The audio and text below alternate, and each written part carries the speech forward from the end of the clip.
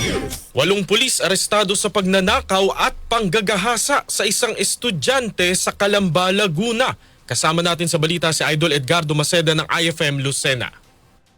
Arestado ang 8 pulis na kinabibilangan ng isang police lieutenant, isang police master sergeant at 3 police corporal, ganun din 3 patrolman na pawang naka-assign sa PNP Drug Enforcement Group Special Operations Unit. Ang mga ito ay nahulit mismo sa loob ng Camp Vicente Lim sa Calamba City, Laguna. Inihilalang sangkot ang mga ito sa pagnanakaw at panggagahasa sa isang grade 9 female student na isang live streamer ng Barangay Talaba, 3, Bacoor City, Cavite. Nadisarmahan ang mga ito at nabawi pa ang cellphone ng biktima pati ang motorsiklo nito. Kasama sa nakumpiska pa sa mga suspect ang isang multipurpose vehicle na may plakang SHU 704 at 2 heat-sealed transparent plastic sachets at 1 nut tied na naglalaman ng pinaniniwalaang shabu na tumitimbang ng humigit kumulang sa 86 grams na ang standard drug price ay nasa 584,800 pesos. Kasama pang nabawi ang isang color pink wallet, Budel money at 2 pirasong plaka ng RGD-9.